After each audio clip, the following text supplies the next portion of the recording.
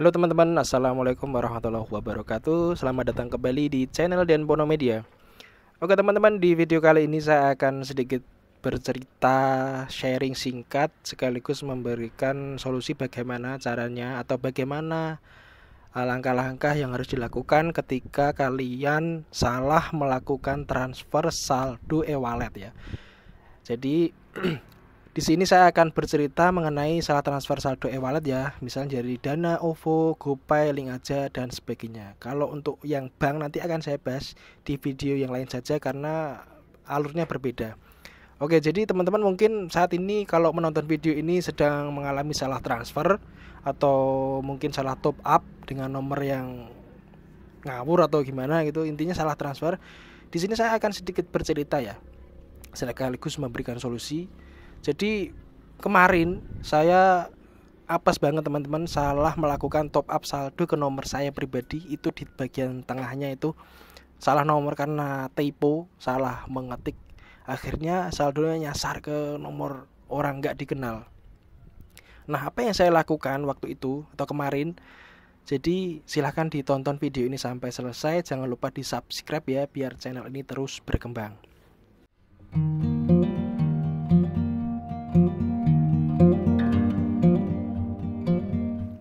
Cara yang pertama teman-teman, yang harus dilakukan pertama adalah kita menghubungi nomornya secara langsung, baik itu WA atau telepon. Kita bisa WA terlebih dahulu untuk memastikan apakah nomornya bisa dihubungi atau tidak. Intinya kita menjelaskan kronologi atau permasalahan yang kita alami gitu. Dan selanjutnya kita menunggu responnya, apakah bersedia mengembalikan saldo kita atau tidak. Jika langkah pertama ini berhasil dilakukan, maka langkah selanjutnya sudah tidak perlu dilakukan lagi. Tapi yang namanya hal semacam ini banyak orang yang tidak jujur, makanya ada beberapa step-step tambahan apabila kalian kok menghubungi malah diblok atau nggak direspon sama sekali gitu. Kemudian ada tambahan, ketika menghubungi sebisa mungkin jangan sampai kita spam ya. Spam itu maksudnya melakukan WA terus-terusan, kemudian kita miss call terus-terusan, itu sebaiknya jangan dilakukan. Kenapa? Karena nanti si penerima atau orang yang menerima saldo nyasar ini mengira kita itu penipu gitu loh. Dan mereka itu gak sadar bahwa memang benar ada saldo masuk dan ada orang gak dikenal menghubungi mereka, maka mereka menganggap itu penipuan gitu. Makanya jangan terlalu di spam. Nah, selanjutnya yang kedua adalah kita menghubungi pihak aplikasi atau layanan, atau kita menghubungi customer service-nya. Kita bisa menghubungi lewat telepon atau lewat email, atau bisa juga dari aplikasinya. Tapi saran saya kita bisa hubungi langsung lewat telepon ya, karena biar kita langsung mendapatkan jawaban apa yang harus dilakukan gitu. Nah, untuk yang bagian nelpon call center ini ada sedikit trik atau tips biar kalian gak banyak menghabiskan pulsa. Teman-teman bisa cek videonya di sini, di atas ini, atau ini nanti saya kasih link biar kalian gak boncos pulsanya gitu. Kemudian kita jelaskan ke customer service bahwa kita salah melakukan top up atau transfer gitu. Nanti mereka pasti akan meminta bukti-bukti gitu. Tapi ada sedikit disclaimer juga, mereka itu mengatakan, mereka itu maksudnya pihak aplikasi ya, kalau kasusnya seperti ini salah transfer itu mereka tidak bisa menjamin saldonya kembali. Kenapa? Karena mereka itu harus menghubungi si pihak penerima, melakukan konfirmasi apakah saldonya bersedia ditarik lagi dan dikembalikan ke kita gitu. Dan misalnya si pihak aplikasi tidak bisa menghubungi penerima, maka ya berarti saldonya tidak bisa ditarik. Intinya mereka itu aplikasi tidak memiliki kuasa untuk mengintervensi akun si penerima itu tadi, apapun alasannya. Karena ini bukan kejahatan ya, karena ini kelalaian atau keteledoran kita sebagai pengirim. Maka ketika hal ini terjadi, pihak aplikasi itu hanya bisa menjadi penengah atau menjadi jembatan antara kita dan si penerima itu tadi gitu teman-teman. Jika dengan cara ini operator bisa mengembalikan saldonya, berarti ya aman, alhamdulillah saldonya bisa kembali. Tetapi jika cara pertama kita tidak bisa, kemudian cara kedua dengan cara langsung menghubungi aplikasi tidak bisa, maka teman-teman bisa melakukan dengan cara yang ketiga. Cara ketiga ini sebenarnya sedikit memerlukan effort lebih ya teman-teman. Jadi kita harus sedikit lebih kreatif gitu. Maksudnya apa? Cara yang ketiga ini kita mencari tahu, mengumpulkan informasi sebanyak-banyaknya mengenai nomor tersebut. Misalnya kemarin saya itu salah transfer saldo GoPay ya teman-teman. Makanya saya waktu itu sudah menghubungi secara langsung, tetapi endingnya saya diblokir. Nanti akan saya jelaskan di akhir video kenapa saya bisa diblokir. Kemudian saya telepon call center, katanya mereka tidak bisa menjamin apakah saldonya bisa kembali seperti yang saya jelaskan tadi. Nah, karena hal tersebut saya mencari informasi sebanyak-banyaknya di sosmed, misalnya di Facebook, di Twitter dan Instagram. Itu saya cari nomor tersebut apakah ada jejak digital atau informasi yang terkait.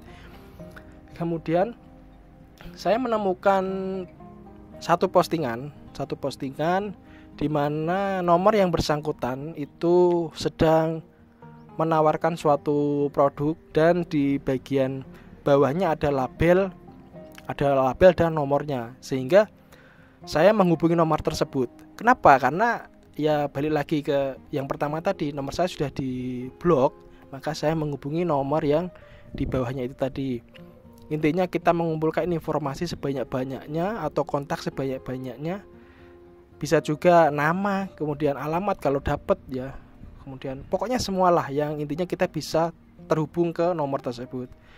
Nah, karena saya mikir ketika nomor ini memposting produknya ini, berarti produknya ini ada kemungkinan kenal dengan yang nomor tersebut yang posting.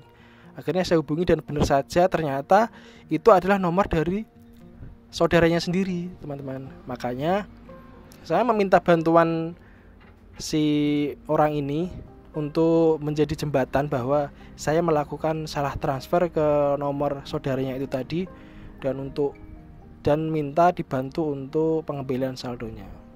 Kemudian alhamdulillahnya saya dibantu dan akhirnya saldonya bisa kembali. Nah, itu. Tapi ini waktunya gak sebentar ya teman-teman. Jadi saya siang sampai sore itu mencari informasi sebanyak-banyaknya dan dapatlah itu tadi. Dan kenapa saya bilang nomor saya diblokir?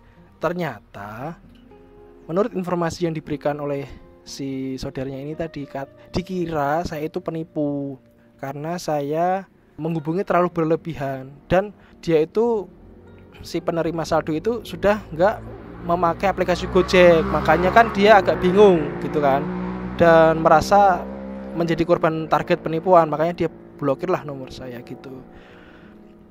Setelah dia telusuri ternyata memang benar ada saldo masuk dan bersedia mengembalikan saldo saya, seperti itu.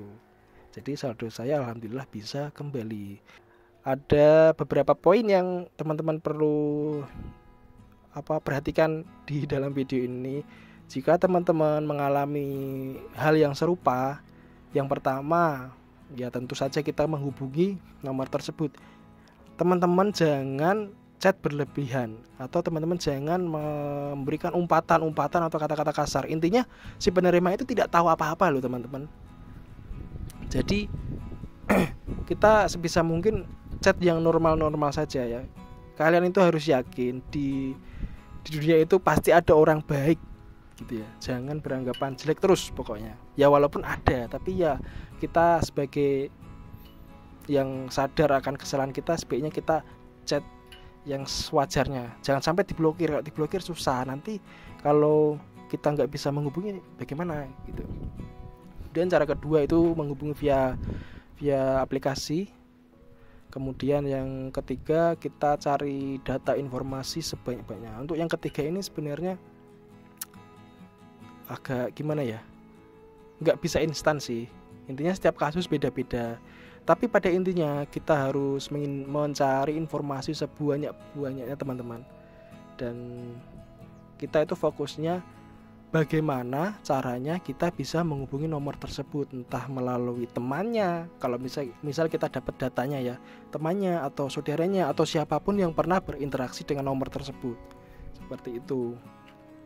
Jadi gitu ya teman-teman. Mungkin kalau teman-teman ada kendala lain yang ingin ditanyakan secara spesifik, bisa komen saja di bawah. Nanti kita diskusi di sana teman-teman. Dan mohon maaf kalau penjelasan saya agak gimana ya, agak kurang to the point atau gimana. Ini saya mau cerita aja sih, mau cerita. Nanti kalau butuh yang lebih rangkumannya, nanti saya pin aja lah di komentar 3 poin ini biar teman-teman langsung nangkep poinnya ya. Oke, gitu dulu penjelasan kali ini. Semoga teman-teman yang mengalami masalah serupa ini bisa segera terselesaikan dan dapat jalan keluarnya. Sampai jumpa di video berikutnya. Wassalamualaikum warahmatullahi wabarakatuh.